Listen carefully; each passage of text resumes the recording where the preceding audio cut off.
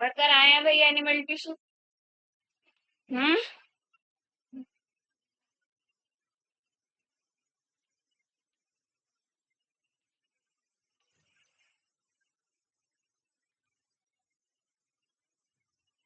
हाँ, सोई light on.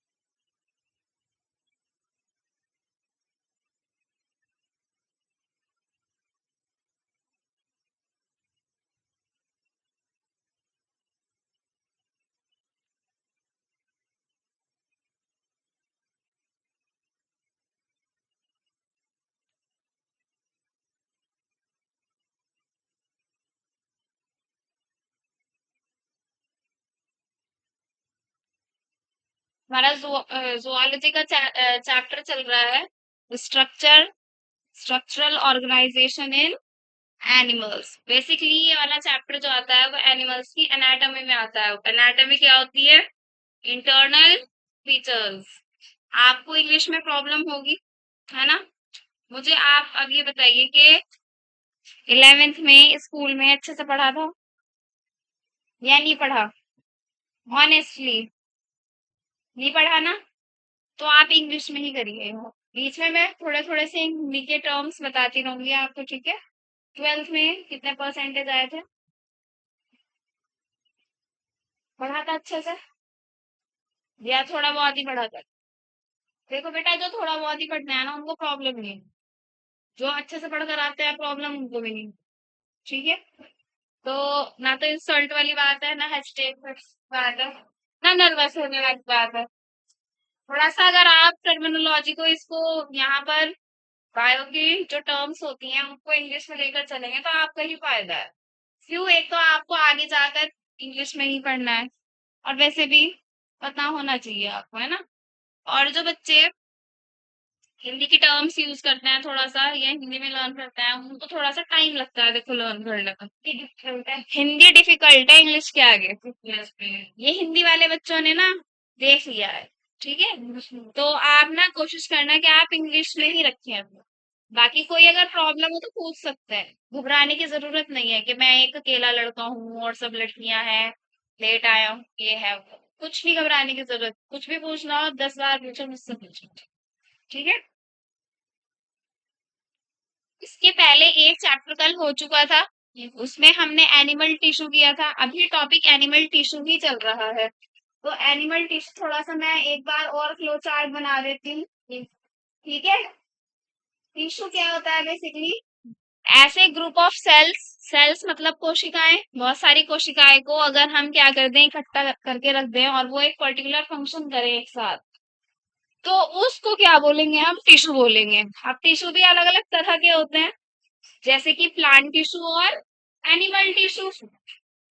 भाई जो प्लांट्स में टिश्यूज प्रेजेंट होंगे they are called plant tissues, जो एनिमल्स में प्रेजेंट होंगे they are called animal tissues. ठीक है? अब यहाँ पर एनिमल टिश्यूज पढ़ रहे हैं क्योंकि चैप्टर ही एनिमल से रिलेटेड है। ठीक है? और वैसे भी मैं तो जूलॉजी पढ़ा रही हूँ आपको, जूलॉजी बोलते हैं लेकिन करेक्ट प्रोनाउंसिएशन ही है जूलॉजी। ठीक है? तो आप ये मत समझना कि मैम पता नहीं क्या बोल रही है। 4 पार्ट पढ़े थे हमने इसके। कौन कौन से? एक तो एपिथेलियल टिश्यू। ठीक है?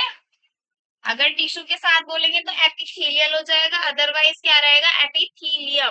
क्या रहेगा? एपिथीलियम। दूसरा था आपका कनेक्टिव टिश्यू। कनेक्शन होगा यहाँ पर, क्या होगा, चीजें कनेक्ट होंगी। ये होगा आपका मस्कुलर टिश्यू, मसल्स के बारे में पढ़ना है, ठीक है। ये होगी आपकी न्यूरल टिश्यू। तो एक न्यूरॉन के बारे में डिटेल में पढ़ना, और न्यूरॉन कहाँ प्रेजेंट होती है, हमारे पूरे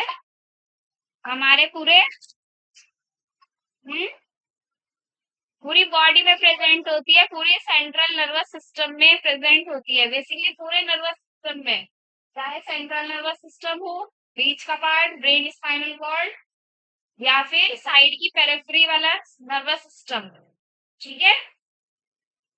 और ये बात समझ, जितना बोर्ड पे लिखा जाएगा वो आपको लिखना है कॉपी पे, और जाकर स्टडी करना है अच्छे से, ठीक है।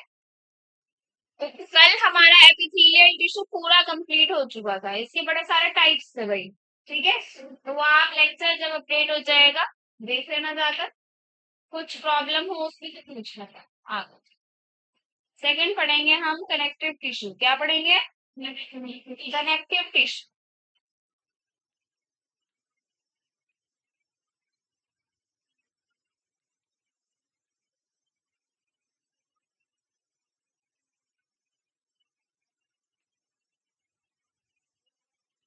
जैसे कि आपका वर्ड ही पूरा क्या सजेस्ट कर रहा है, कनेक्टिविटी। कनेक्टिव में क्या सजेस्ट कर रहा है वर्ड, कनेक्टिविटी, है ना। किसी चीज का कनेक्शन हो रहा होगा, क्या होगा इस टिश्यू में, कनेक्शन हो रहा होगा। और मैंने आपको इसमें टाइप्स बताए थे, कितने टाइप्स होते हैं, 3 types, loose connective tissue, dense connective tissue and specialised connective tissue, ठीक है। तो फ्लो चार्ट मैंने लिखवा दिए थे आपको, तो उसमें से बस आपको अच्छे से अब टैली करना है कि 1 बाय 1 हम क्या पढ़ रहे हैं, ठीक है। हमारी पूरी बॉडी में ये सबसे ज्यादा प्रेजेंट होता है, क्या होता है ये, सबसे ज्यादा मोस्ट अबेंडेंट प्रेजेंट होगा, और क्या होगा, वाइडली डिस्ट्रीब्यूटेड होगा, पूरे अच्छे से ऑल ओवर द बॉडी में क्या होगा, वाइडली डिस्ट्रीब्यूटेड होगा। डिस्ट्रीब्यूटेड मतलब वाइडली डिस्ट्रीब्यूटेड मतलब पूरी जगह पूरी बॉडी में अच्छे से फैला हुआ होगा, बटा हुआ होगा, ठीक है जी। अब कनेक्टिव टिश्यू में बहुत सारी चीजें आती हैं, जैसे कि क्या क्या आता है, सेल्स, मैट्रिक्स, और क्या आता है, फाइबर्स, क्या आता है, फाइबर्स, ठीक है। ये सारी चीजें आती हैं इसमें, सेल्स, कोशिकाएं, मैट्रिक्स, वो जो ब्राउन सा सब्सटेंस होता है जिससे बना हुआ होता है, फाइबर्स। फाइबर्स क्या होते हैं, हेयर लाइक प्रोजेक्शन। जरूरी नहीं है कि हेयर लाइक प्रोजेक्शंस हमें दिखेंगे तभी हम उनको फाइबर्स बोले, ठीक है। अब ये मैट्रिक्स क्या है, मैट्रिक्स वो जगह होती है जिसमें सेल्स लूजली अरेंज्ड होते हैं, क्या होते हैं, बड़े लूजली लूजली क्या होते हैं, अरेंज्ड होते हैं, और एक एक्स्ट्रा सेल्यूलर मटेरियल से उसली अरेंज्ड होंगे, ठीक है। और क्या होगा ये, एक्स्ट्रा सेल्यूलर सब्सटेंस होगा, क्या होगा, एक्स्ट्रा सेल्यूलर सब्सटेंस, कुछ एक तरीके से साइटोप्लाज्म की तरह, क्या होगा एक तरीके से, साइटोप्लाज्म किसमें होता है, कोशिका द्रव्य किसमें होता है, कोशिका के अंदर, सेल के अंदर, लेकिन ये सेल्स और सेल्स के बीच में होगा, समझ रहे हो, हाँ सेल्स के बीच में होगा ये, सेल्स में भी होता है, सेल्स के बीच में भी होता है। सेल के अंदर जो फ्लूइड होता है उसको साइटोप्लाज्म तो बोलते ही हैं, कई कई जगह पर उसको मैट्रिक्स भी बोल देते हैं। और जो सेल टू सेल के बीच में होगा वहां पर भी मैट्रिक्स प्रेजेंट होगा, वहां पर भी क्या होगा, मैट्रिक्स प्रेजेंट होगा।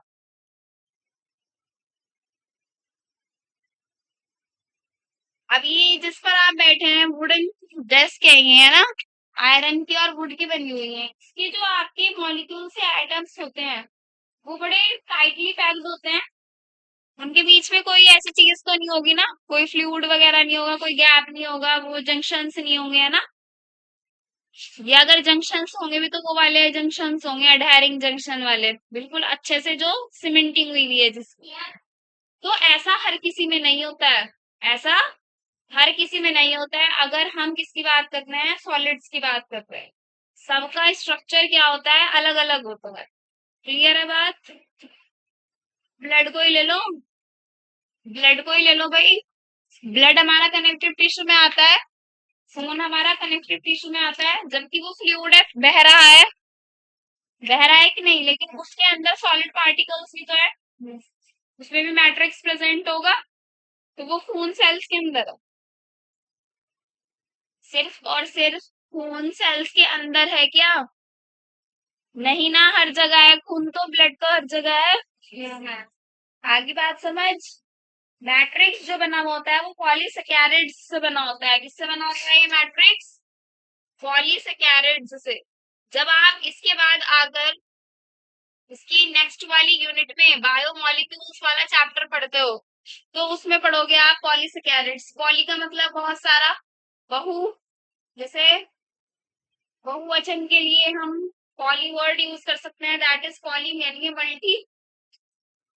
अब यहाँ पर सैकेराइड्स लगा हुआ है, सैकेराइड्स क्या होते हैं? कार्बोहाइड्रेट्स होते हैं। क्या होते हैं?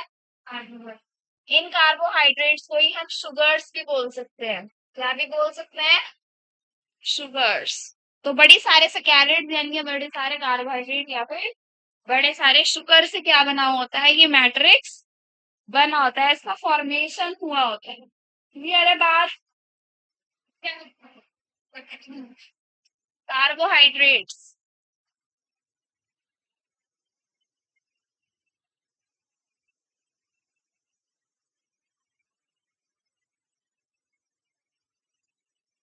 तो मैट्रिक्स की तो बात खत्म हो गई। सेल्स आपको पता ही है क्या है ना भाई? सेल्स तो आपको पता है क्या है।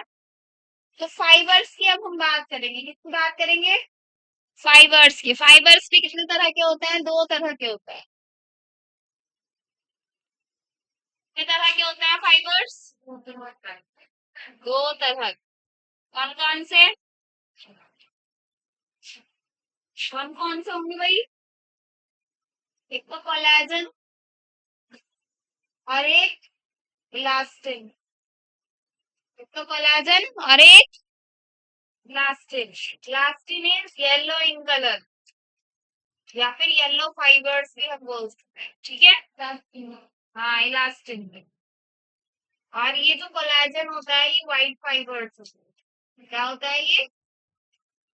White fibre. क्लियर है?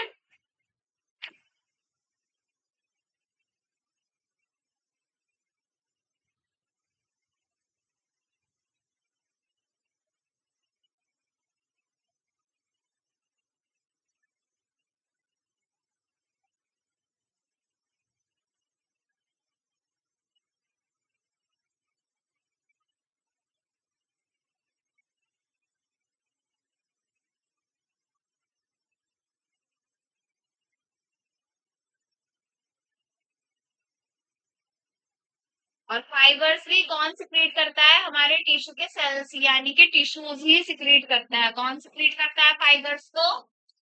सिक्रीटेड बाय टिश्यू या फिर टिश्यू सेल। ठीक है, ये हमारी बॉडी में बन रहा होता है। अब आप देखो, वो एड्स आते हैं कुछ ब्यूटी प्रोडक्ट्स वाले या डाइट कॉन्शियस वाले, रील्स आती है, वो कोलेजन वर्ड यूज करते हैं। अगर आपके बॉडी में कोलेजन अच्छे से बन रहा है, that means your skin is very good, otherwise it is not, otherwise it is not. ठीक है, कोलेजन वर्ड बोलते हैं वो, कि ये यूज करने से आपका कोलेजन अच्छा हो जाता है ना। ध्यान देना आपकी बात।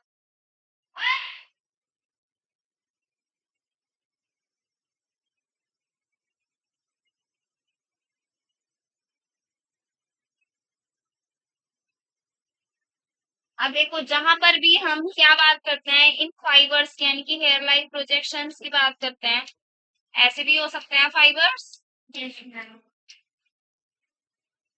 सपोज करो एक ये हमने विंडो ले ली, वो जब घर बनता है ना तो रेत को छानने के लिए एक वो छन्नी टाइप सी आती है।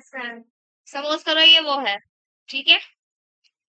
अब एक खाली फ्रेम है हमारे पास, चाहे वो लोहे का हो या लकड़ी का हो, ठीक है। इसमें से पानी डालो, एक मग भर के, और इसमें से पानी डालो, जल्दी किसमें से आर पार हो जाएगा पानी? इसमें से। इसमें से क्या होगा, देर से जाएगा, और क्या करेगा, कुछ ही पोर्शन जाएगा उधर, बाकी तो इधर ही गिर जाएगा। दैट मीन्स प्रोटेक्शन आ गई, यस मैम, स्ट्रेंथ आ गई। ये आगे जाने ही नहीं दे रहा है चीजों को, ये अगर जाने भी दे रहा है तो बहुत कम जाने दे रहा है, ठीक है। तो इसमें क्या क्या आ जाती है भाई, फाइबर्स में क्या क्या होती है, ये हमें क्या प्रोवाइड करता है, बताओ, अभी तो बताया, टेंसाइल स्ट्रेंथ, खाली स्ट्रेंथ भी आप बोल सकते हो, फ्लेक्सिबिलिटी, इलास्टिसिटी, फ्लेक्सिबिलिटी और इलास्टिसिटी।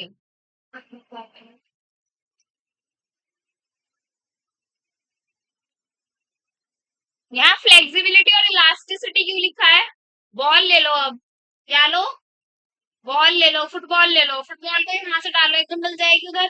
लेकिन यहाँ से करोगे तो बाउंस होकर आपके पास ही आ जाएगी, दैट मीन्स इसमें फ्लेक्सिबिलिटी आ गई या इलास्टिसिटी आ गई, इसमें इसमें क्या करती वो वापस से बाउंस करती बॉल। आगे समझ, ये तीनों वर्ड क्लियर है? ज्यादा अच्छे से जो होती है स्ट्रेंथ एक तरीके से, बाकी एग्जैक्ट मीनिंग आप समझ।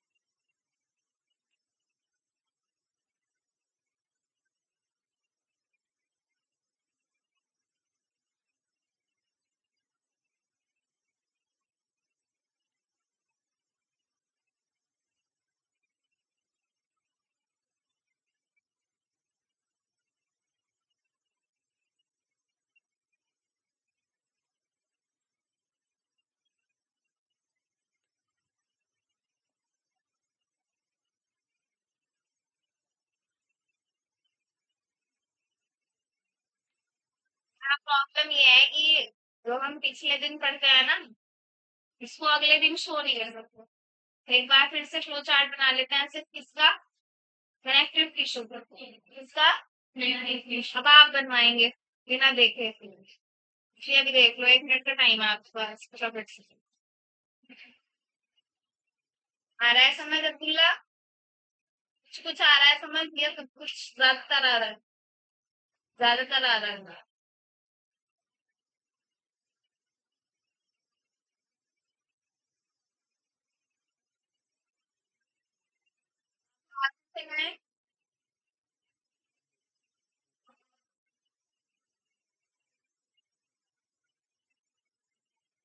रिजल्ट आ चुका है, लिखा है ना बच्चों? यस मैम, बात आ गया रिजल्ट।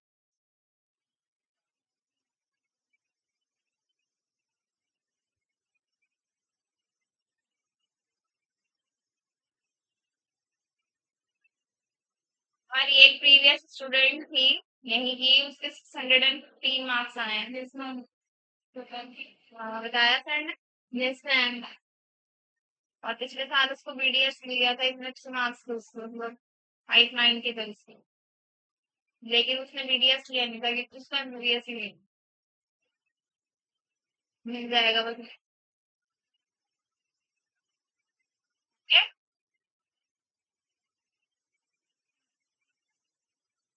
और बहुत अच्छी लड़की थी पढ़ने में, बहुत मतलब जोया के जैसी थी, बढ़िया। इससे थोड़े कम रह गए मार्क्स, पता नहीं शायद रीनीट हुआ है इस वजह से रह गए। नर्वस हो जाता है ना स्टूडेंट, तो आप भी नर्वस मत होइएगा भाई, वैसे भी सिचुएशन हो, होप्स हो के आपके एग्जाम आने तक सिचुएशंस काफी बेटर हो जाए। है ना? इसलिए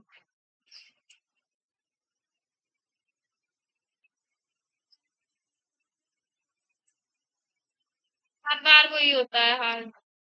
वो आपको एक्स्ट्रा टाइम देकर चल रहा है। बायो की बस वो लेंथ भी दे देते हैं। अच्छा आपने भी दिया था। कितना है आपके? बताने लायक नहीं है। कोई नहीं, फर्स्ट टाइम आपने दिया, आपको पता तो चल गया ना एक तरीके से। थोड़ा फियर भी अब आप सेकंड टाइम दोगे ना तो कम हो जाएगा। कोई बात नहीं।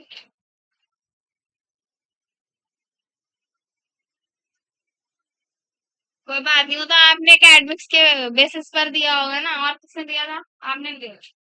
देना चाहिए। देना चाहिए। ठीक है। तो जो भी एकेडमिक्स में होंगे ना फिलहाल आपके बहन भाई या रिश्तेदार में या दोस्त वगैरह, उनको भाई बोलना जो ट्वेल्थ में होंगे अभी अपियरिंग में, कि भाई देना इस बार, पता चलेगा आपको थोड़ा सा। और जितने एग्जाम्स दो आपकी प्रैक्टिस होती है। वो एक एग्जामिनेशन हॉल में बैठ कर देना ना, वही तो होता है नहीं। बच्चों ने बहुत गलतियां करी पिछले साल वाले बच्चों ने। लाइब्रेरी भी अगर जा रहे हैं ना इकट्ठे होकर जा रहे हैं, फ्रेंड्स इकट्ठे होकर जा रहे हैं। चलो एक दो चले जाओ इकट्ठे होकर, लेकिन बहुत सारे अगर एक साथ जाएंगे तो फिर वहां पर अच्छे से फोकस नहीं हो पाएगा पढ़ाई का। है ना? तो अगर आप कभी लाइब्रेरी भी ज्वाइन करें पढ़ने के लिए, क्योंकि आजकल घर पे पढ़ाई नहीं होती है अच्छे से। है ना? डिस्ट्रैक्शंस काफी होते हैं, कभी कोई आ जाता है, कभी कोई आ जाता है। कभी आप कहीं मन नहीं करता है, सोचते हैं आप आराम कर लेंगे, हम थोड़ी देर में पढ़ लेंगे। वो भी टाइम जाता है और वो थोड़ी देर बाद वाला भी टाइम चला जाता है। तो आजकल बच्चे लाइब्रेरी ज्वाइन करते हैं, वहाँ फोकस होता है बिल्कुल अच्छे से। जैसे अब गर्मी हो रही है तो गर्मी भी नहीं लगेगी, वहाँ की एयर कंडीशन होता है ना। और प्लस वाईफाई भी होता है ना? तो बस फोकस यही रखिएगा कि 3 4 से ज्यादा आप बिल्कुल अगर जा भी रहे हैं तो आप पास पास ना बैठे। थोड़ा डिस्टेंस में बैठे, मतलब पूरा अगर लाइब्रेरी है तो आपके अलग अलग होना चाहिए कॉर्नर। पास पास बैठ के बिल्कुल प्रिपरेशन नहीं करनी है, क्योंकि फ्रेंडशिप हो ही जाती है, फिर सोचना है कि साथ चले जाए। है ना? तो साथ जाना is not a bad thing, लेकिन आप साथ स्टडी नहीं करना, इससे आपका ही टाइम वेस्ट होगा। और अगर आप टाइम वेस्ट नहीं भी करना है ना पास पास बैठ कर, तो वो डिस्ट्रैक्शंस होती हैं। समझ रहे हो बात को? चलो, कनेक्टिव टिश्यू का बनवाओ, फ्लो चार्ट।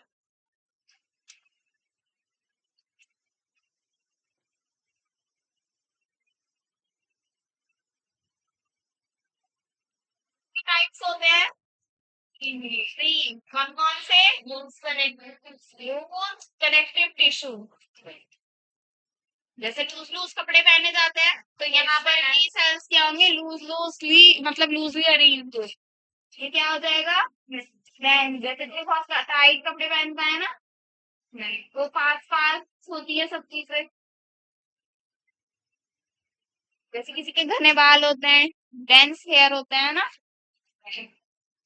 उनके बहुत सारे हेयर्स होते हैं ना पर्टिकुलर जगह पर, किसी किसी के बहुत ज्यादा कम हेयर्स होते हैं तो उनके थोड़े दूर दूर पर होता है। इनका हम अच्छे से जूम इन करके देखें।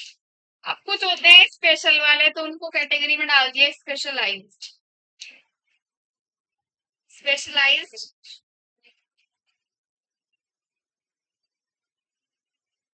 अब बताओ मुझे जरा, इन 3 कैटेगरीज के सब डिविजन्स क्या हैं? लूज कनेक्टिव टिश्यू के बताओ। Very good. एरियोलर, ठीक है ना स्पेलिंग? सेकंड?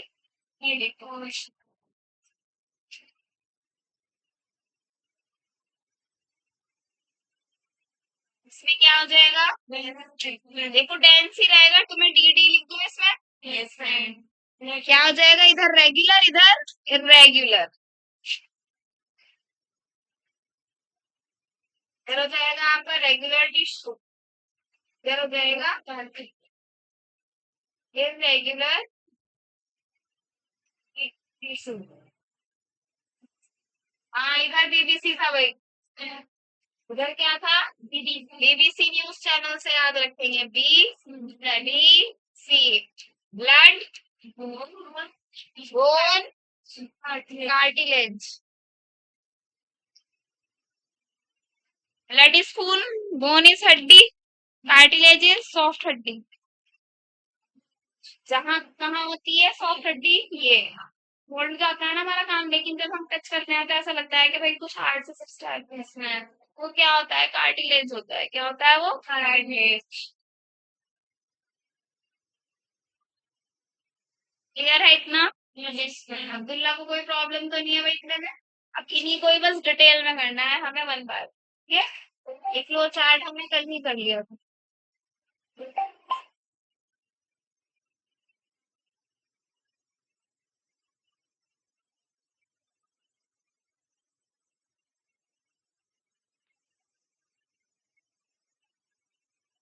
सामने सही है।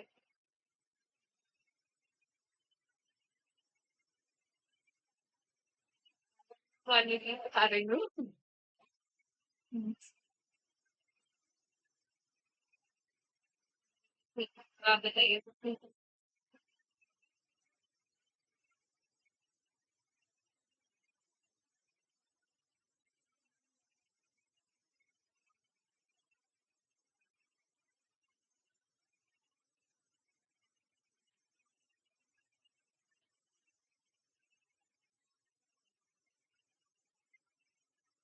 एरियोलर में भाई ई के बाद ही नहीं आएगा। एरियोलर में ए के बाद ई नहीं आएगा। ठीक है, ए ही रखेंगे बस। ए के बाद ई कट कर दो। कैसे करोगे आप कट?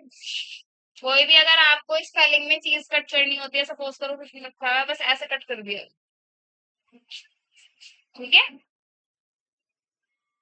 वो नहीं करना जैसा आप बिल्कुल कट करके फिर दोबारा लिखते हो या उसी में ओवर राइट कर देते हो। बड़ी गंदी लगती है वो चीजें ओवर राइटिंग वाली, है ना? कर दो स्टार्ट।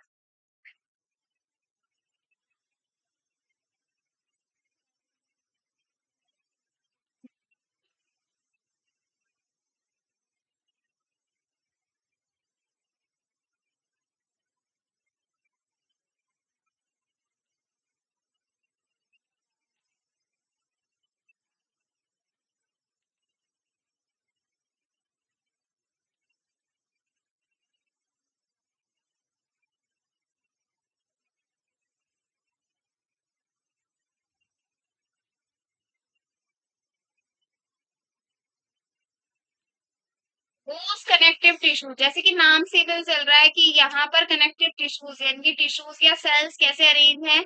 किसी भी मैट्रिक्स या किसी भी सब्सटेंस में लूजली अरेंज्ड है। कैसे अरेंज्ड है? लूजली अरेंज्ड है। कौन? सेल। सेल से तो मिलकर टिश्यू बनाएंगे। तो अगर मैं सेल्स वर्ड यूज करूं या कहीं पर टिश्यू वर्ड यूज करूं तो भाई कंफ्यूज मत होना। लूज कनेक्टिव टिश्यू के पास लूजली अरेंज्ड सेल्स होते हैं। क्या होते हैं? लूजली अरेंज्ड सेल्स होते हैं।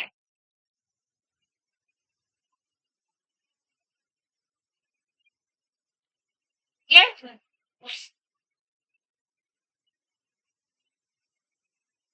loosenly arranged cell in a semi fluid substance। ठीक है, सेमी फ्लूइड क्या है? सेमी फ्लूइड जो कि जैसा ब्लड होता है, फ्लूइड वाली चीज में सॉलिड पार्टिकल्स मिक्स कर होते हैं। फ्लूइड वाले सब्सटेंस में क्या होता है? सॉलिड वाले पार्टिकल्स मिक्स हुए हुए होता है, उसको हम सेमी फ्लूइड बोलते हैं। थोड़ा गाढ़ेपन पे दिखता है। ठीक है, गाढ़ेपन को क्या बोलते हैं? विस्कस। जैसे पानी और हनी, गाढ़ा कौन है? हनी।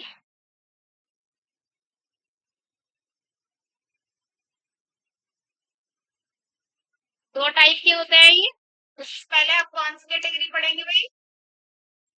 एरियोलर वाली। कौन सी पढ़ेंगे? Areolar tissue. कौन सा टिश्यू है ये? Connective tissue. एरियोलर टिश्यू जो होता है बिल्कुल स्किन के नीचे होता है। हाँ, बीनीथ द स्किन। लेकिन मैं आपसे ये नहीं कह रही हूँ कि बिल्कुल स्किन की लेयर्स के जस्ट नीचे होगा।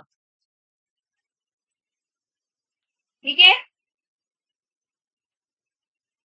कोई इंसान पतला और मोटा होता है तो उसमें ऑर्गन्स भी मोटे पतले होते हैं, नहीं ना? ऑर्गन्स जब आप ह्यूमन फिजियो वाले लास्ट 11th क्लास के जो लास्ट चैप्टर्स है वो पढ़ते हो तो आप एक साइज पढ़ते हो कि हार्ट इतना होता है। हार्ट तो खैर हमारी मुट्ठी जितना होता है, तो जितना जिसका साइज होगा इंसान का उतना उसका हार्ट का साइज होगा। लेकिन लंग्स की, किडनी की आप क्या पढ़ते हो? परफेक्ट एक मेजरमेंट पढ़ते हो। तो भाई ये बताओ मुझे, कोई मोटा इंसान है, कोई पतला इंसान है? भाई मैं किसी को पॉइंट आउट नहीं कर रही हूँ कि कोई पतला है तो वो गलत है, कोई मोटा है तो वो गलत। ठीक है। पतला होना भी मुश्किल है, मोटा होना भी मुश्किल है कि नहीं? है ना? कभी आप मोटा होना चाहते हैं, कभी आप पतला होना चाहते हैं, तो वो नहीं हो पाते हैं ना जल्दी से। तो दोनों ही चीजें बड़ी मुश्किल है होना। तो उनमें ऑर्गन्स पतले या फिर मोटे तो नहीं होते ना। ऑर्गन्स तो सब में क्या है? सेम है ना? सेम साइज के हैं। तो फिर वो इंसान मोटा या पतला कैसे होता है? ये बताओ मुझे। स्किन भी नहीं होती है उनकी मोटी पतली, फैट की वजह से। तो फैट कहाँ प्रेजेंट है? स्किन के नीचे। जस्ट स्किन के नीचे कौन सी एक लेयर होती है? एडिपोज टिश्यू वाली, यानी कि इसका सेकंड पार्ट। आगे बात समझ? तो वो पूरी चर्बी वाली लाइन होती है, वो पूरी एडिपोज वाली लेयर होती है जहां पर एडिपोज टिश्यू प्रेजेंट होता है। अगर वो थिकनेस बढ़ जाएगी तो इंसान मोटा हो जाएगा, अगर वो पतली हो जाएगी तो इंसान पतला हो। ठीक है। अब वो भले ही बड़े बड़े वो जेंट्स या लेडीज जो कहती है ना इसकी मोटी चमड़ी है, ये है वो है। अरे भाई, चमड़ी इज स्किन, है ना? स्किन किसी की पतली मोटी नहीं होती, हाँ थोड़ा सा वैरी करती है, लेकिन इतना ज्यादा नहीं। ये मोटा इंसान और पतला इंसान किसकी वजह से होता है? स्किन की वजह से नहीं भाई, एडिपोज टिश्यू की वजह से होता है। ठीक है। तो पहले क्या होगा? स्किन। जो स्किन की लेयर्स खत्म हो जाएगी उसके बाद क्या होगा? इसका सेकंड वाला part, that is adipose tissue. Adipose tissue के बाद क्या होगा? आपका एरियोलर टिश्यू होगा। आई बात समझ? हाँ, अब देखो ये जो एरियोलर टिश्यू है यही मेनली किसको सपोर्ट कर रहा है? किसके फ्रेमवर्क को सपोर्ट कर रहा है? एपिथेलियम टिश्यू के फ्रेमवर्क को। ठीक है। Support the framework of epithelium, जो हमने इससे पहले पढ़ा है।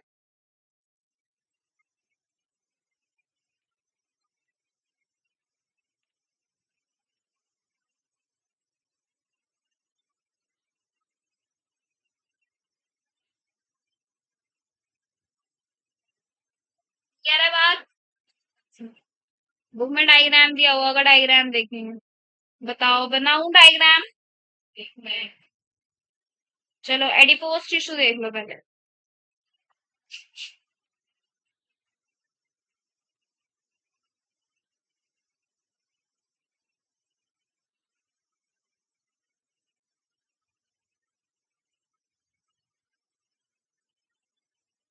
यही मेनली बीनीथ द स्किन होती है। दोनों में डिफरेंस पता चल गया? और इसमें क्या स्टोर हुआ हुआ होता है? फैट। क्या स्टोर हुआ हुआ होता है? फैट। ठीक है।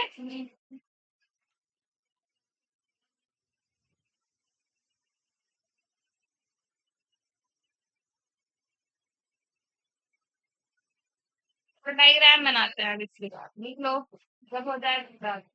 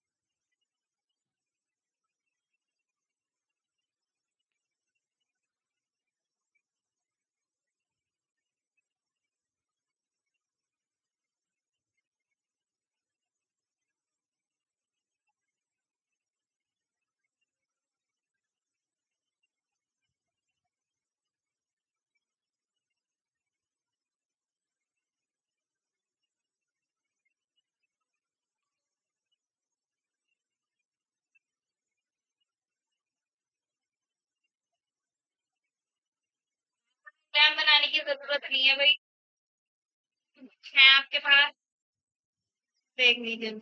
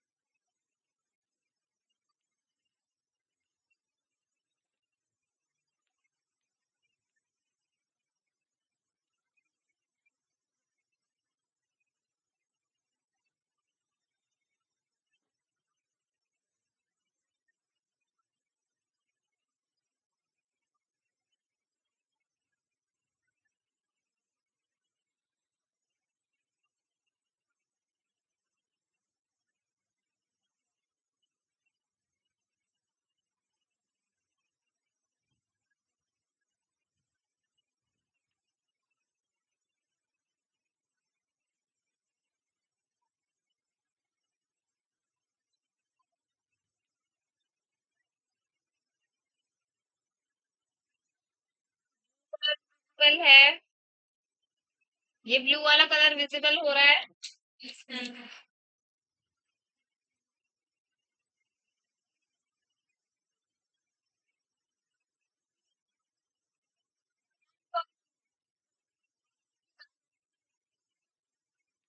अच्छा,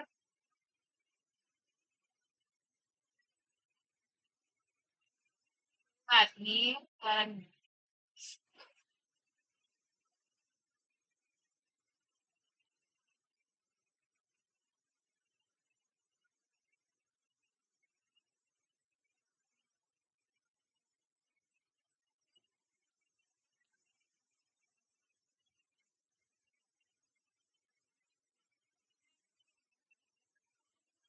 मैक्रोफेज।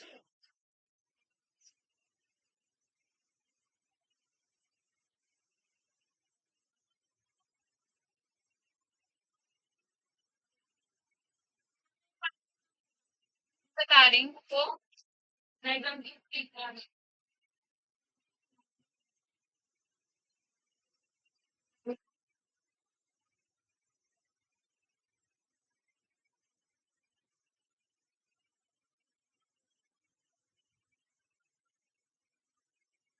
लेबलिंग कहीं हुई भी है क्या? यस मैम, हुई भी है मैम।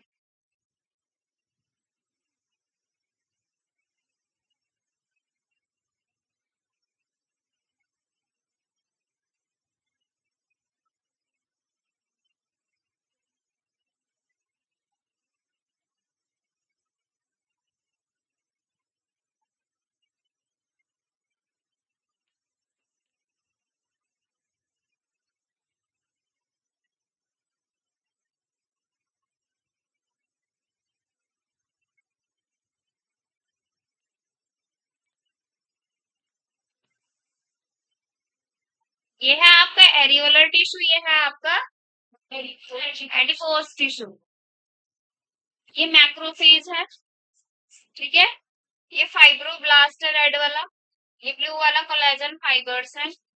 बाकी ये जो दिया हुआ है ये मास्ट सेल है, ये फैट स्टोरेज एरिया है। क्या है ये? ये इसका न्यूक्लियस है और ये इसका प्लाज्मा मेम्ब्रेन। सेल में प्लाज्मा मेम्ब्रेन प्रेजेंट होगी और वैसे भी एनिमल्स में होता है सिर्फ प्लाज्मा मेम्ब्रेन ही होगी, ना कि सेल वॉल, है ना? सेल वॉल तो नहीं होती एनिमल टिश्यू में। तो मैम क्या होती है फिर? Plasma membrane. अब देखो, फाइब्रोब्लास्ट तो पता चल गया जिससे फाइबर्स निकल रहे हैं, कौन से फाइबर्स? कोलेजन फाइबर्स, ठीक है।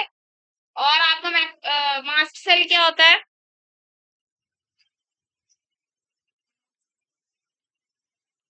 मास्ट सेल क्या होता है सिंपल? दोनों। चलो मैं बता रही हूँ, मास्ट सेल वो होता है जब कोई फॉरेन पार्टिकल बॉडी में अंदर एंटर कर जाता है, बॉडी में हमारे अलार्म बज जाता है बाय द इम्यून सिस्टम। तो वो जो अलार्म बज रहा है ना, यानी कि अलर्टनेस आ रही है, वो किसकी वजह से आ रही है? क्योंकि हमारी बॉडी में टिश्यूज में मास्ट सेल्स प्रेजेंट। क्या अब क्या आ गया है? फॉरेन पार्टिकल, यानी कि बाहर से कोई पार्टिकल आ गया है बॉडी के अंदर और वो हमें खतरा पहुंचा सकता है, इसलिए अलर्ट हो जाओ। इम्यून सिस्टम अपना काम शुरू कर दो। इम्यून सिस्टम में अब अपना काम शुरू कौन करता है? यानी कि सबसे पहले उस फॉरेन पार्टिकल को खाने का काम कौन करेगा? मैक्रोफेज। ठीक है, कौन करेगा उसको खाने का काम? मैक्रोफेज। ठीक है, फाइबर्स तो है ही, ये कोलेजन फाइबर, ठीक है, जो अच्छे से टाइट रखती है स्किन को। और ये एडिपोज टिश्यू कहाँ प्रेजेंट होता है? देखो, इनके ऊपर, एरियोलर टिश्यू के ऊपर और स्किन के जस्ट नीचे। पहले स्किन की लेयर पूरी बॉडी में, फिर एडिपोज टिश्यू की लेयर, फिर एरियोलर टिश्यू की लेयर। ठीक है, एडिपोज टिश्यू में सेल्स होंगे, टिश्यू है तो सेल्स होंगे। सेल्स में ये खाली जगह है जिसमें क्या हो रहा है आपका? फैट स्टोर हो रहा है। क्या हो रहा है? फैट स्टोर हो रहा है। ठीक है, अब जो मोटा होगा उसमें ज्यादा फैट स्टोर हुआ हुआ होगा, जो पतला होगा उसमें कम फैट स्टोर हुआ हुआ होगा। अब किसी किसी में अगर कोई कोई पतला भी होता है तो उसका बेली फैट आ जाता है ना, खाली फेस पे फैट आ जाता है, ठीक है, या लेग्स पर आ जाता है, तो पर्टिकुलर एरिया में ऐसे फैट भी आ जाता है। और जो इंसान पतले से मोटा होता है सबसे पहले उसके पर्टिकुलर एरियाज पर ही फैट आना शुरू होता है, बाद में वो ओवरऑल मोटा होता है। ठीक है, अभी इसकी प्लाज्मा मेम्ब्रेन है, ये गोले गोले से इसके न्यूक्लियस है बस, क्योंकि हर सेल का न्यूक्लियस होता है, हर सेल के बाहर क्या होती है? प्लाज्मा मेम्ब्रेन या सेल मेम्ब्रेन होती है। क्या बोलते हैं सेल मेम्ब्रेन या प्लाज्मा मेम्ब्रेन को हिंदी में? कोशिका झिल्ली। कोशिका झिल्ली क्या बोलते हैं? कोशिका झिल्ली। ठीक है, क्लियर है दोनों डायग्राम? कल से आप बुक लेकर आना अपनी एनसीईआरटी की, ठीक है? कम से कम डायग्राम से देख ही सकते हो, उससे है ना। तो लूज कनेक्टिव टिश्यू यहीं पर खत्म हो जाता है। सेकंड पढ़ेंगे अब, डेंस कनेक्टिव टिश्यू।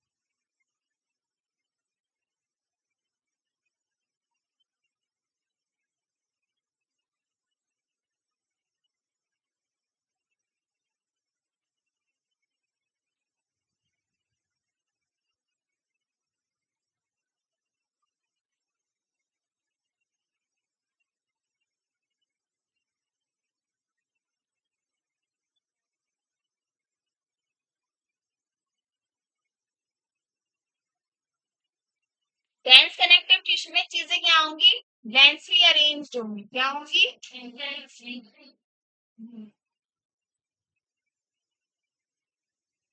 और इसके कितने टाइप थे?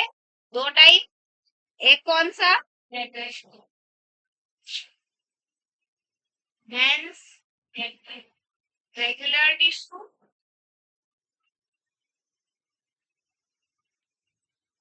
का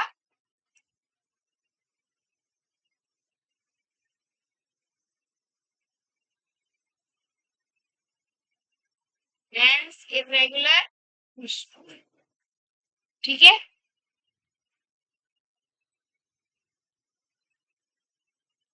डेंस रेगुलर टिश्यू में कोलेजन फाइबर्स प्रेजेंट होते हैं रोज में।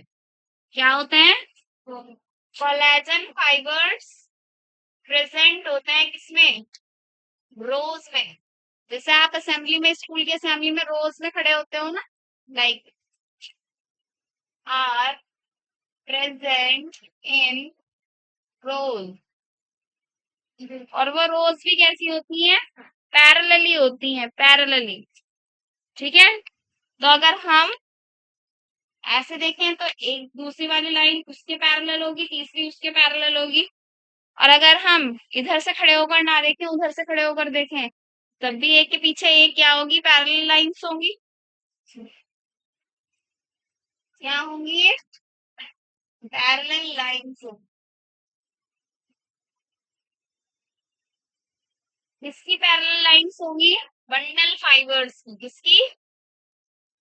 तो ये फाइबर्स कौन से फाइबर्स? कोलेजन फाइबर्स बंडल्स में प्रेजेंट हो जाएंगे। किसमें प्रेजेंट हो जाएंगे? बंडल्स में। इसके एग्जाम्पल क्या है? एग्जाम्पल क्या है इसके? टेंडन्स और लिगामेंट्स। क्या हो जाएंगे? टेंडन्स और लिगामेंट्स।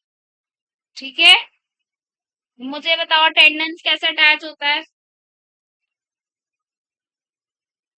टेंडन्स कैसे अटैच होता है? बोन टू मसल या bone to bone? Bone to muscle होगा ये। क्या होगा? bone to muscle। और ये क्या होगा? Bone to bone. तो अगर हड्डी से हड्डी जुड़ी हुई है तो वो लिगामेंट से जुड़ी हुई है, और अगर हड्डी किससे जुड़ी हुई है? मसल से जुड़ी हुई है, तो वो टेंडन से जुड़ी हुई है। तो यार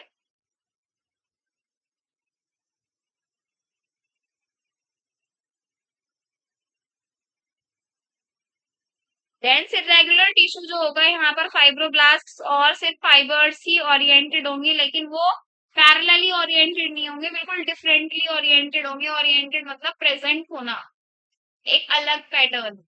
यहाँ पर पैटर्न कैसा है? Parallel pattern. यहाँ पर कैसा होगा पैटर्न? यानी कि कैसा ओरिएंटेशन होगा? डिफरेंट होगा बिल्कुल। कहीं पर भी कोई भी चीज प्रेजेंट होगी, और वो कोई भी चीज क्या होगी? फाइब्रोब्लास्ट और फाइबर्स। फाइबर्स कौन होते हैं? ये थ्रेड लाइक स्ट्रक्चर, जिनसे हमारा फैब्रिक यानी कि कपड़ा बनता है। ठीक है, धागों से ही तो बनता है। एक कोई धागा निकला हो थोड़ा सा, अगर आप उसको खींच दोगे तो वो पूरी लाइन में से निकल जाता है ना धागा। और फाइब्रोब्लास्ट जिसमें फाइबर्स प्रेजेंट होते हैं। फाइब्रोब्लास्ट कौन होता है? जिसमें फाइबर्स प्रेजेंट होता है। ठीक है। अभी बनाया तो था फाइब्रोब्लास्ट, उसके अंदर से ही तो ऐसा लग रहा था तार जैसे फाइबर्स निकल रहे हैं। आगे बात समझ। तो डेंस इरेगुलर टिश्यू में फाइबर्स या फाइब्रोब्लास्ट प्रेजेंट होंगे, लेकिन कैसे होंगे ये ओरिएंटेड? कैसे ओरिएंटेड होंगे ये? डिफरेंटली ओरिएंटेड होंगे। Oriented differently. क्लियर है बात? डायग्राम देखना बुक में दिया हुआ है या नहीं? दिया हुआ है। बनाऊं?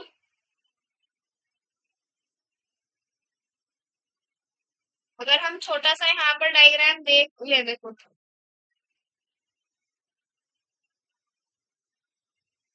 ये क्या हो जाएगा?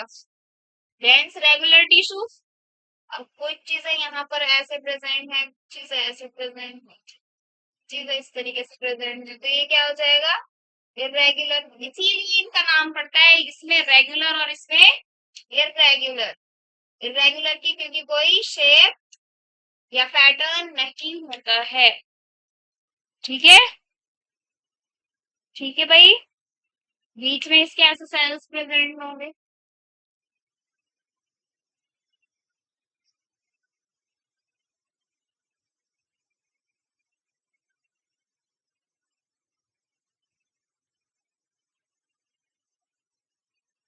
तो ये जो मैंने लाइंस लाइंस ही बनाई है, कोलेजन फाइबर्स की लाइंस है। किसकी लाइंस है?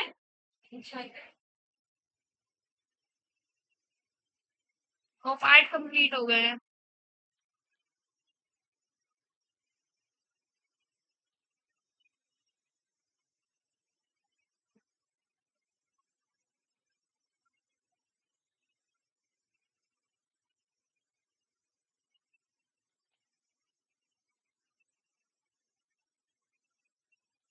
बोरिंग तो नहीं चल रहा भाई? क्या लग रहा है, थोड़ा सा बोर है? लग तो रहा होगा।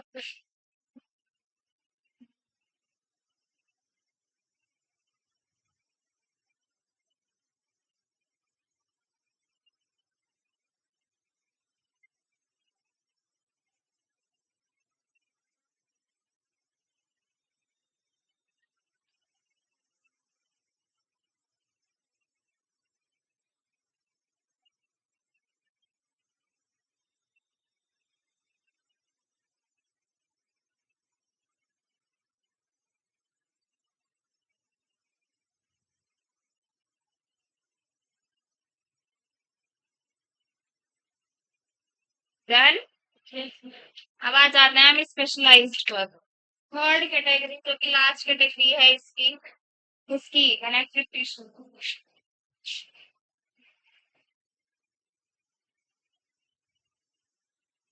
Specialised connective tissue.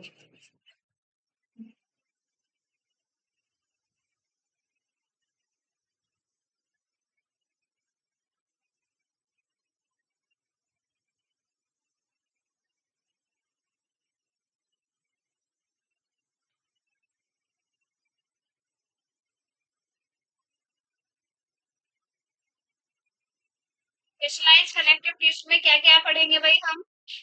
बीबीसी यानी कि बोन ब्लड कार्टिलेज। सबसे पहले हम क्या पढ़े? ब्लड पढ़ लेते हैं। बोन पढ़े, ब्लड पढ़ते हैं, ठीक है। ब्लड आपको बताइए कि फ्लूइड कनेक्टिव टिश्यू है ना? और उसके ब्लड के अंदर सबसे ज्यादा कौन सी चीज प्रेजेंट होती है? प्लाज्मा। प्लाज्मा। तो उसका ग्राउंड सब्सटेंस, ब्लड का ग्राउंड सब्सटेंस यानी कि ब्लड का मैट्रिक्स क्या हो जाएगा? प्लाज्मा। क्या हो जाएगा? प्लाज्मा। प्लाज्मा के मैट्रिक्स को हम क्या बोलेंगे? प्लाज्मा। ठीक है। इसमें जो रेड ब्लड सेल्स होते हैं वो क्या होते हैं? आरबीसी। इनका दूसरा नाम इरिथ्रोसाइट्स। क्या होता है? इनमें जो व्हाइट ब्लड सेल्स होते हैं डब्ल्यूबीसी, वो क्या होते हैं? ल्यूकोसाइट्स। क्या होते हैं? ये आएगा, क्या आएगा? ल्यूकोसाइट। ठीक है।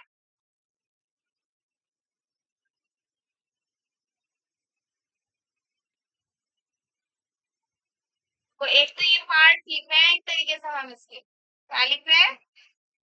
आरबीसी का दूसरा नाम क्या है? एरिथ्रोसाइट्स। चार पार्ट होते हैं इसके। कितने पार्ट होते हैं ब्लड के? चार पार्ट होते हैं।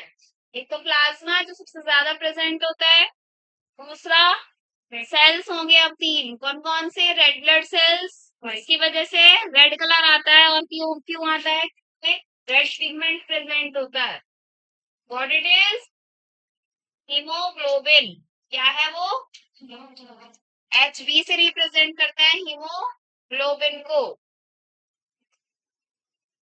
व्हाइट ब्लड सेल्स में कोई भी पिगमेंट प्रेजेंट नहीं होता है, इसीलिए वो व्हाइट कलर के होते हैं। ठीक है। और ज्यादातर इम्यून सिस्टम में हेल्प करते हैं। हेल्प करते हैं। लास्ट होता है आपका प्लेटलेट्स, जिसे कुछ लोग प्लेटा बोलते हैं। प्लेटा कब होगी? है ना? वो बेटा प्लेटा नहीं है, प्लेट्स नहीं होता है, वो प्लेटलेट्स होता है। क्या होता है? प्लेटलेट्स। इसको बोलते हैं हम थ्रोम्बोसाइट्स। क्यों बोलते हैं इसको थ्रोम्बोसाइट्स? क्योंकि इसमें थ्रोम्बिन फाइबर प्रेजेंट होता है। क्या प्रेजेंट होता है? Thrombin fibre. अगेन फाइबर जहां पर भी आएगा क्या होता है?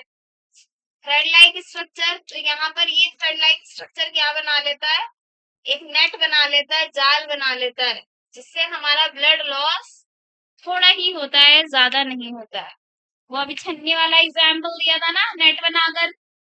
वही आ जाएगा इसमें। जैसे कभी कभी किसी के अगर हल्की सी चोट लगती है तो थोड़ा सा क्या चलता है, ब्लड आ जाता है, लेकिन वो रुक जाता है हवा के कांटेक्ट में आने से। तो हवा के कांटेक्ट में आने से ये थ्रोम्बिन फाइबर्स क्या हो जाती हैं, हार्ड हो जाती हैं। जाल तो बनाएंगी क्योंकि ब्लड में प्लेटलेट्स प्रेजेंट है, लेकिन क्या हो जाएंगे, ये थोड़े से हार्ड हो जाएंगे। ठीक है, तो एक नेट सा स्ट्रक्चर बना लेते हैं ये फाइबर्स, जो हमें नहीं दिखाई देते हैं, जो हमें नहीं दिखाई देते हैं। ठीक है, और ब्लीडिंग कुछ टाइम के बाद क्या हो जाती है, रुक जाती है, और एक खुरन टाइप सा आ जाता है। उस खुरन को क्या बोलते हैं, स्कम। वहीं पर लिख लीजिए, इंग्लिश का वर्ड है स्कम। स्कम है खुरन, वो जो चोट लगने के बाद आ जाता है, चाहे हल्की सी चोट लगे या थोड़ी ज्यादा लगे। ठीक है, अगर ये सब ना हो तो बॉडी का ब्लड किसी भी एक पॉइंट से या उस जगह जहां पर चोट लगी है वहां से सारा निकल जाएगा, और आप टाइट टाइट फिश हो जाएंगे, है ना। Yes, yes.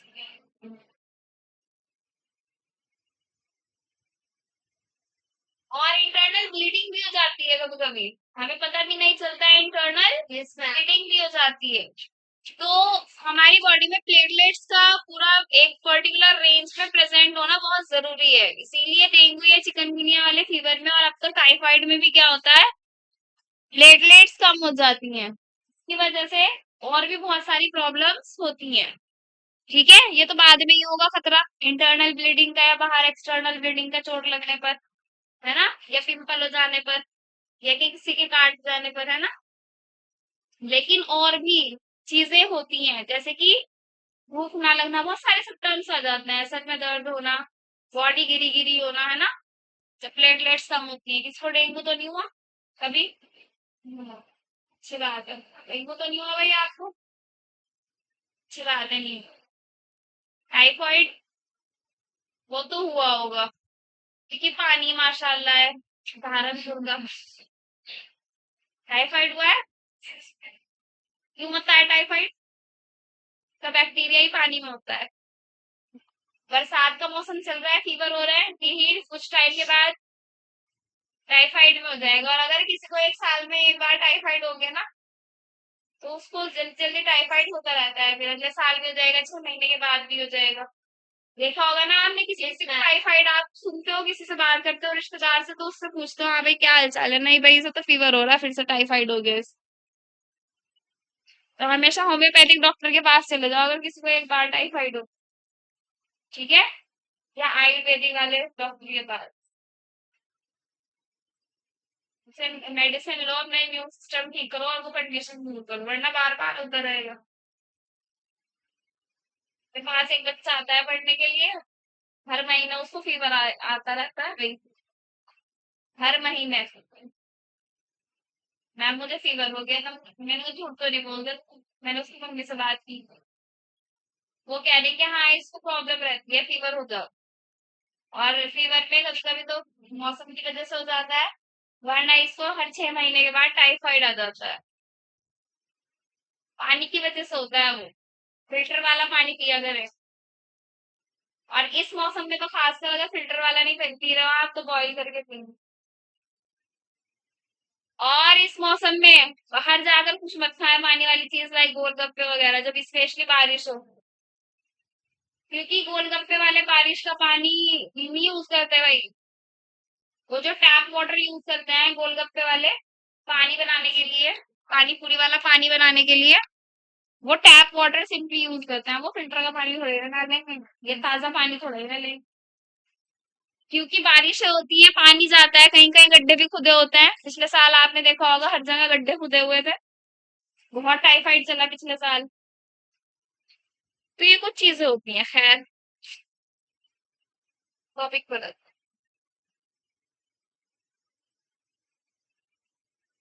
और अब तो ऐसा हो रहा है वायरल में भी, जब कहने को वायरल होता है वो हल्का फुल्का सा फीवर, लेकिन कभी कभी वायरल ऐसा हो जाता है, हर साल बहुत सारे पेशेंट्स ऐसे देखने को मिलते हैं कि उसमें भी उनकी क्या हो जाती है, बहुत ज्यादा हालत खराब हो जाती है। पहले वायरल जो होता था उसमें नहीं इतनी प्रॉब्लम होती थी, अब तो वायरल में भी फीवर बहुत हाई चला जाता है। ठीक है, और प्लेटलेट्स कम होने का भी खतरा होता है, तो वो वायरल ही टाइफाइड बन जाता है। बस पानी का ध्यान रखें, अगर बारिश वगैरह हो या बरसात का जो ये मौसम चल रहा है, बाहर जाकर गोलगप्पे नहीं खाने हैं। ठीक है भाई? ठीक है।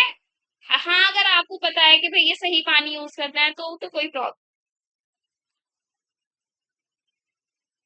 क्या पढ़ रहे थे हम? ब्लड ना? हाँ, ब्लड तो बस टाइप्स तो हो गए ये सारे, बस क्या है ये मेन आपका फ्लूइड है। और कैसा फ्लूइड है? जो ट्रांसपोर्ट होता है एक जगह से दूसरी जगह। और ट्रांसपोर्ट क्या करता है ये अपने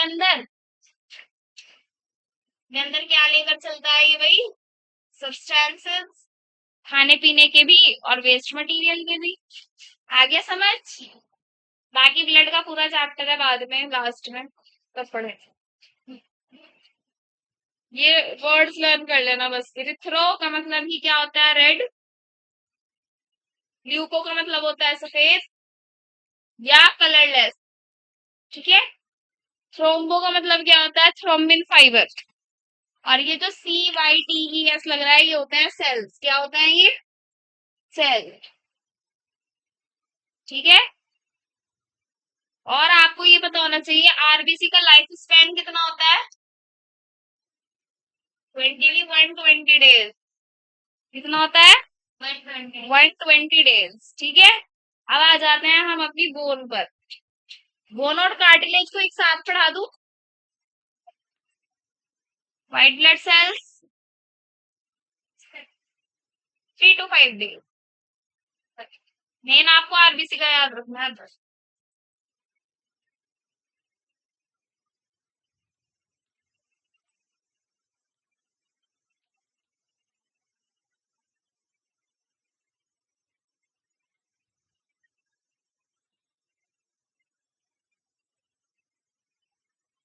बोन और कार्टिलेज को पढ़ना है भाई।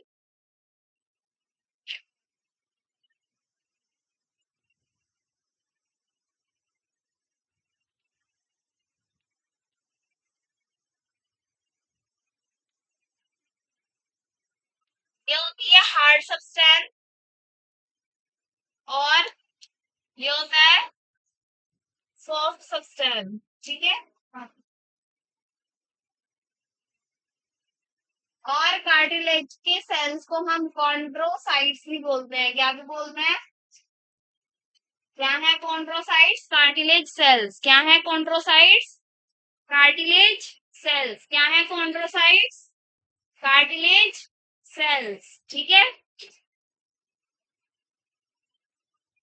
और बोन सेल्स को क्या बोलते हैं? ओस्टियोसाइट्स। क्या बोलते हैं? ओस्टियोसाइट्स। अब आपको अच्छे से पता चल गया बोन्स कहाँ कहाँ प्रेजेंट होती है और कार्टिलेज कहाँ कहाँ है। बता दो 2 एग्जाम्पल कार्टिलेज के। ईयर पिन्ना और हमारी ये जो ये हिप्पोइट है। ठीक है। जहाँ नोस्ट्रल्स है। और भी जगह पर होती है। जैसे चिकन कौन कौन खाता है? खाया है कि चिकन किसी ने देखा तो होगा। ये जो लेग पीस होता है उसका छोटा वाला पार्ट। नहीं भी अगर खाया है तो वहां पर एक हड्डी सी होती है सॉफ्ट वाली। तो वो हड्डी किसी और चीज की हड्डी से जुड़ी हुई होगी। तो हड्डी से हड्डी कौन जोड़ रहा है? लिगामेंट। ठीक है। तो लिगामेंट्स तो होते हैं लेकिन वहां पर थोड़ा सा स्मूथ सरफेस देने के लिए कार्टिलेज में प्रेजेंट होता है जिसको आप खा लेते हो। है ना? अरे नहीं खाते क्या? आप तो सब खाते ही होंगे। तो वो जो लेग पीस का छोटा नीचे वाला पार्ट होता है ना उस पे एक सॉफ्ट बॉडीड लगी हुई होती है ना, वहां पर भी कार्टिलेज प्रेजेंट होता है। वो भी तो सॉफ्ट ही होती है, हार्ड से सब्सटेंस थोड़ा हार्ड होता है लेकिन सॉफ्ट होता है, टेबल होता है। ये जो नहीं खाते उसको नहीं मैं कहती, बुरा मत मानना है। आप देखो कार्टिलेज कहाँ कहाँ प्रेजेंट है? Tip of the nose, outer ear लिखा हुआ है आपके, और लिम्स और हैंड्स के एडजेसेंट बोन्स में। एडजेसेंट बोन की तो बताया है ये मैंने चिकन वाला एग्जांपल देकर। यानी कि हमारे जो बोन से बोन अटैच होगी, चाहे यहाँ पर हो यहाँ पर हो, ये हो आपकी कोनी, ये जो आपको नजर आ रही है इधर, टच करो, एक गोल सा सब्सटेंस होगा ये। है। तो ये अटैच है ना इससे, ये हड्डी इससे अटैच है, तो इसकी एंड पर भी क्या होता है, कार्टिलेज प्रेजेंट होता है। और जब दो चीजें पास पास होती है मैथ्स में, आप एडजेसेंट एंगल्स या एडजेसेंट लाइंस पढ़ते हो, पढ़ते हो एडजेसेंट। एडजेसेंट का मतलब ही क्या होता है, पास पास, क्या होता है। तो आप एडजेसेंट बोन से भी इसको लिख सकते हो। नोज में आपके और आउटर ईयर में, यानी कि ईयर पिगमेंट में, सब जगह क्या होंगे, कार्टिलेज प्रेजेंट होंगे। और पूरा जो हड्डियों का ढांचा है, स्केलेटल सिस्टम है, वहां तो आपका जो हड्डी दिखती है वो है ही बोन्स।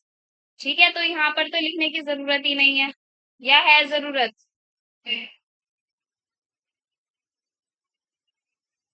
तो ये फ्रेमवर्क प्रोवाइड कर रहा है, क्या प्रोवाइड कर रहा है, हमें एक ढांचा दे रहा है, हमारी बॉडी को एक क्या दे रहा है, ढांचा दे रहा है भाई, ठीक है। और एक बोन मैरो प्रेजेंट होती है, सुना होगा आपने नाम, बोन मैरो।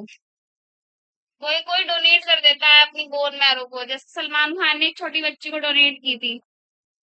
सेलिब्रिटीज के इसलिए एग्जाम्पल देती हूँ क्योंकि ज्यादातर बच्चों का पता होता है सेलिब्रिटीज का, नहीं पता तो अब पता चल गया। कभी कभी आप सीआईडी वाले अगर एपिसोड्स देखें या कुछ मूवीज या सीरीज वगैरह देखें, तो उसमें बोन मैरो का जिक्र आता है बार बार, कि बहुत मुश्किल से दिखता है किसका डोनर बोन मैरो को डोनेट करने का डोनर।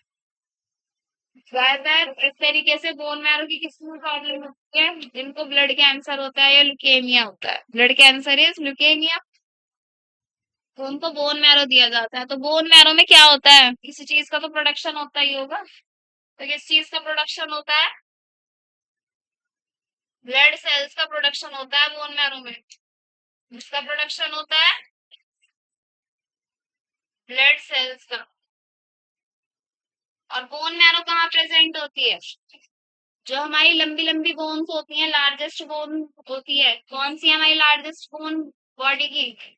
हाँ भाई, यूपीएससी वालों, वेरी गुड, फीमर।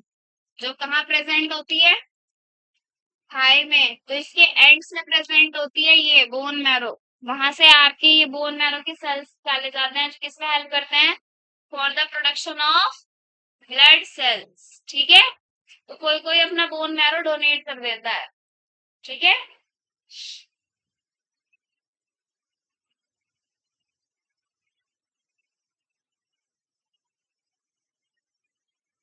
सैंपल्स इतने कोई जरूरी तो है नहीं, क्योंकि ये आपको पूरा का पूरा अलग डिटेल में लास्ट में पढ़ना है ह्यूमन फिजियो में, ठीक है। बाकी ब्लड भी हो गया आपका, बोन और कार्टिलेज दोनों हो गए। और देखो यहाँ पर कार्टिलेज की बात देखो, एक क्या होता है एम्ब्रियो, एक क्या होता है एडल्ट। इसकी बात हो रही है ह्यूमंस की, इसकी बात हो रही है। तो ह्यूमंस के अंदर, फीमेल के अंदर जब वो प्रेग्नेंट होगी तो क्या होगा, एम्ब्रियो होगा। क्या होगा, एम्ब्रियो यानी कि भ्रूण होगा, ठीक है। तो उसका जो वर्टिब्रल कॉलम होता है, पहले तो नोटोकॉर्ड होगी, नोटोकॉर्ड धीरे धीरे क्या हो जाएगी, रिप्लेस हो जाएगी, जैसे जैसे एम्ब्रियो भ्रूण क्या होता रहेगा, डेवलपमेंट होकर बढ़ता रहेगा कि नहीं बढ़ता रहेगा। हम्म। तो ये एम्ब्रियो के अंदर जो वर्टिब्रल कॉलम होते हैं, उसके अंदर कहीं कहीं पर कार्टिलेज प्रेजेंट हो गया, क्या होगा, कार्टिलेज प्रेजेंट होगा। और जब ये एम्ब्रियो से बेबी, बेबी से किसमें चला जाएगा, एडल्ट वाली कंडीशन में चला जाएगा, ये कार्टिलेज ही रिप्लेस हो जाएंगे किससे, बोन्स से। मैं सारे कार्टिलेज नहीं कह रही हूँ, only some cartilage, only some cartilage. Detail में इतना नहीं जाना है कि कौन से कार्टिलेज किस जगह के बच्चों के प्रेजेंट होते हैं, वो बोन्स में कन्वर्ट हो जाते हैं, इतने आपको डिटेल में नहीं जाना, ऑलरेडी मैंने डिटेल वाला पॉइंट बताया है। तो आपका कनेक्टिव टिश्यू आज कंप्लीट हो जाता है, ठीक है। अब्दुल्ला समझ आ गया, थोड़ा थोड़ा पढ़ लेना जाकर। डायग्राम्स आप बुक में देख सकते हैं, और अगर डिटेल में कहें तो आपको मैं बना दूं, बताओ की नीड की नहीं।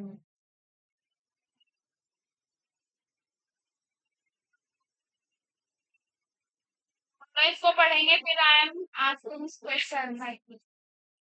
फिर न्यूरल टिश्यू करा दूं, छोटा सा टॉपिक है, टाइम भी है अभी 20 मिनट लगभग है, 18 मिनट।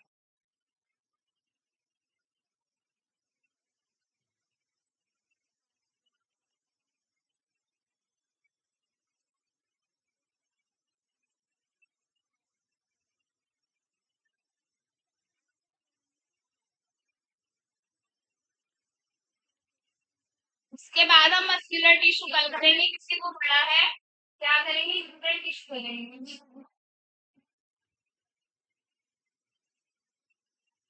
बहुत सारे कैल्शियम वगैरह की होती है ना, कोई पता है? हाँ, तो आप पढ़ लेना भाई, बहुत तेज वो काट ले इसको। क्योंकि भाई हमारे से लीजिएगा था, आप देख डायग्राम।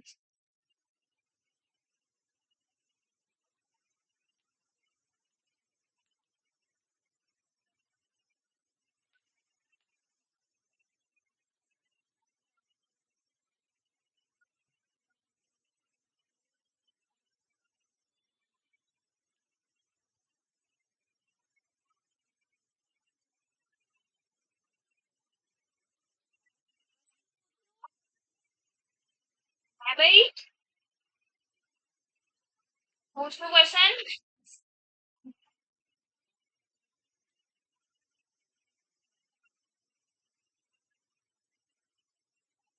हाँ भाई, कॉन्ट्रैक्ट कॉन्ट्रैक्ट अच्छा है तो लिखा ही हुआ है यहाँ।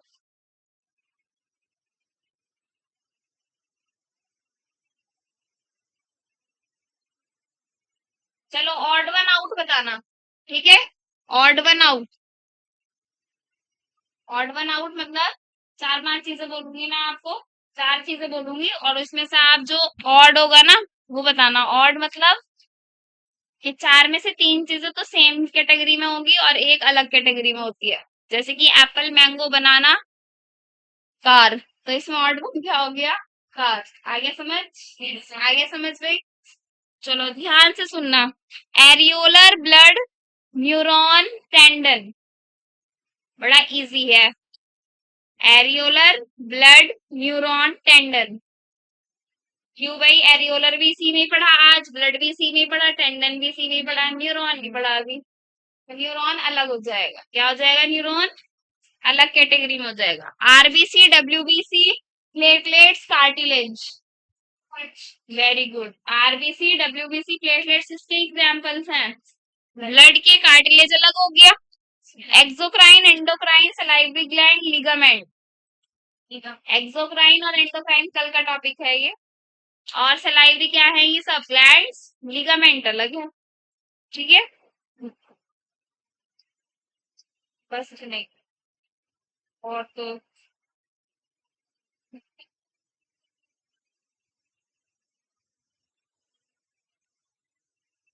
ऑस्टियोसाइट्स किसे बोलेंगे, ऑस्टियोसाइट्स किसे बोलेंगे अब्दुल्ला, अभी अभी बताया। बोन्स को, कार्टिलेज को, बोन्स को आपने सुना होगा ना, जो हड्डियों का डॉक्टर होता है, कौन होता है वो, ऑर्थोलॉजिस्ट होता है ना? लेकिन अगर कमी हो जाती है कैल्शियम्स वगैरह की तो एक बीमारी होती है ओस्टियो करके। तो ओस्टियो वर्ड जहां पर भी होगा वो बोन से रिलेटेड हो गया, ठीक है? ओस्टियोसाइट्स क्या होगा, सेल्स, साइट्स, ओस्टियोबोन्स तो बोन सेल्स क्या हो जाएंगे, कॉन्ड्रोसाइट्स क्या होंगे, सी से कॉन्ड्रो, सी से कॉन्ड्रो, सी से कार्टिलेज वाले से। अब हम पढ़ते हैं न्यूरल टिश्यू। आरबीसी का दूसरा नाम, वेरी गुड, इरिथ्रोसाइट्स। डब्ल्यूबीसी का दूसरा नाम, ल्यूकोसाइट्स। प्लेटलेट्स का दूसरा नाम, lifespan of RBC,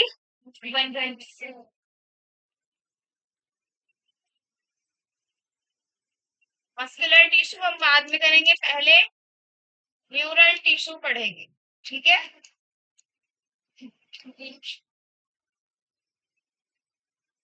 neural tissue जो होता है वो हमारे नर्वस सिस्टम में प्रेजेंट होता है। अब नर्वस सिस्टम ये मत कहना कि सिर्फ ब्रेन होगा, नर्वस सिस्टम के दो पार्ट होते हैं, कौन कौन से बता देती हूँ थोड़ा सा यहाँ पर आपको।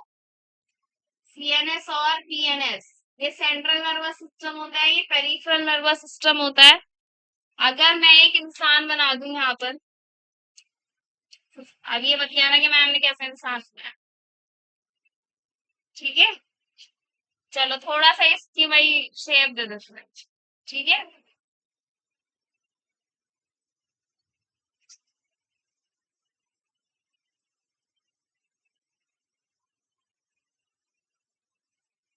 थोड़ी सी इसको शेप दे रहे हैं बस हम समझने के लिए। ये मत कहना कि इसका एक हाथ मोटा कर दिया एक पतला कर दिया।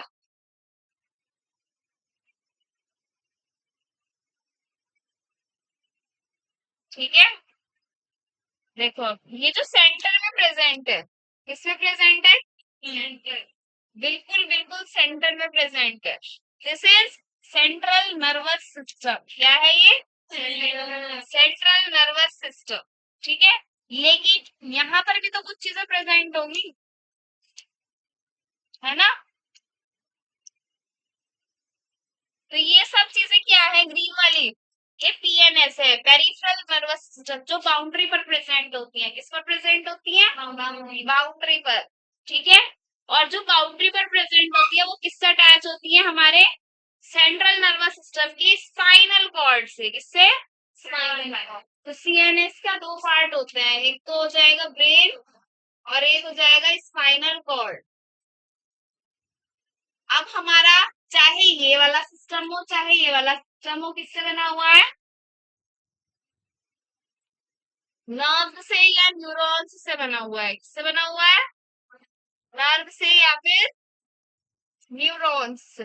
ठीक है, तो नर्वस सिस्टम का फंक्शनल यूनिट इज न्यूरॉन। क्या हो जाएगा फंक्शनल यूनिट, न्यूरॉन। न्यूरॉन, एक न्यूरॉन के पास, एक न्यूरॉन के पास क्या क्या चीजें होती हैं, तो मैं डायग्राम बना रही हूँ चीज समझा। देखो ध्यान से देखना कैसे कैसे चीजें बन रही, ठीक है।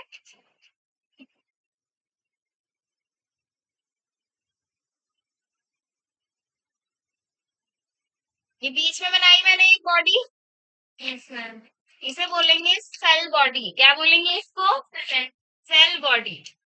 ठीक है भाई, इस सेल बॉडी को ही हम क्या बोलते हैं, साइटोन। क्या बोलते हैं, साइटोन। अब ये जो ब्रांचेस टाइप से बना रही हूँ इधर, ये क्या है, डेंड्राइट्स। क्या है ये, डेंड्राइट, डेंड्राइट्स। क्लियर। अब ये जो लंबा सा बनाया है स्ट्रक्चर, दिस इज जोन। क्या होगा ये, अब कुछ एक्सॉन्स ऐसे ही खाली प्रेजेंट होंगी, कुछ में क्या होती है, कवरिंग होती है, यानी कि शीथ होती है एक, जिसको हम क्या बोलते हैं, माइलिन शीथ। क्या बोलते हैं,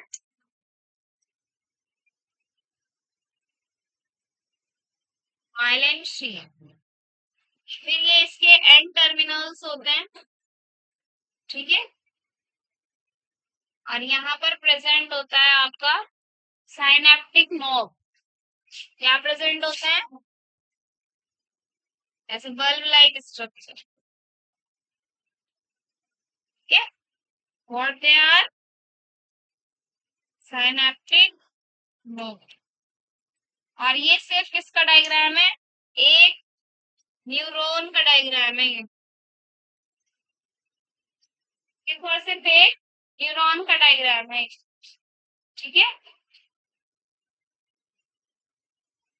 के नीचे भाई दूसरी न्यूरॉन ऐसे ही होगी, इसके नीचे दूसरी न्यूरॉन ऐसी ही होगी, ऐसे ही चलती जाएगी और नेटवर्क ऑफ न्यूरॉन्स बन जाता। क्या बन जाता है, बस इतना ही करना है। हाँ, कि सेल वाले चैप्टर में भी थोड़ा सा आप इसके बारे में पढ़ोगे, और फिर लास्ट में तो है ही डिटेल। क्लियर है इतना, बना लो इसको डायग्राम को, बना लो इसको।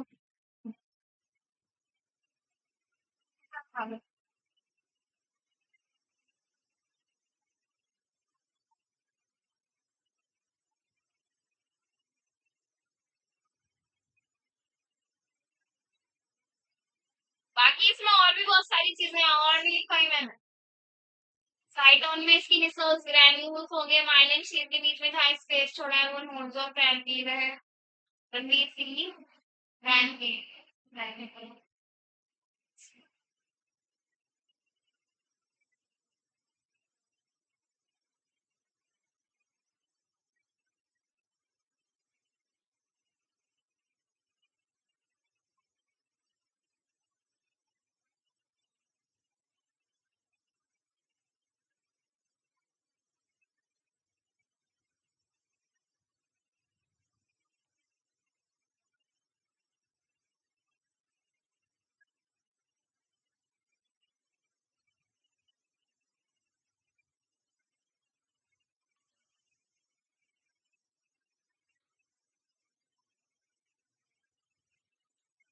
बना लिया अच्छे से।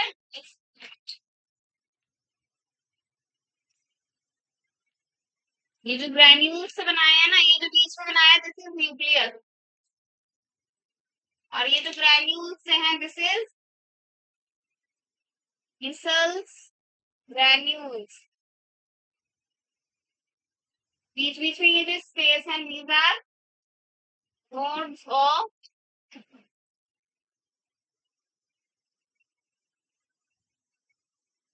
Ranvier। ठीक है, कंप्लीट।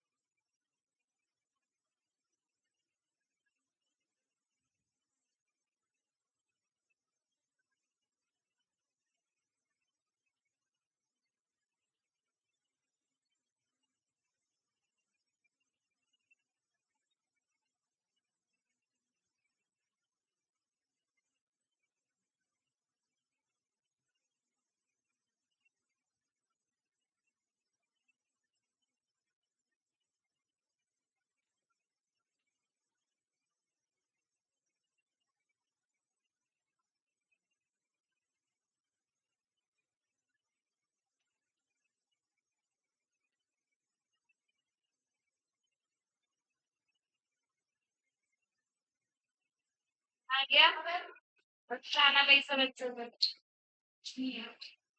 और वो कल वाला भी पढ़ कर आना ठीक है फिर देख कर आना कल वाला बोल कर दिया साना चलो फिर दे वो कुछ कर जाना जाना चलेगी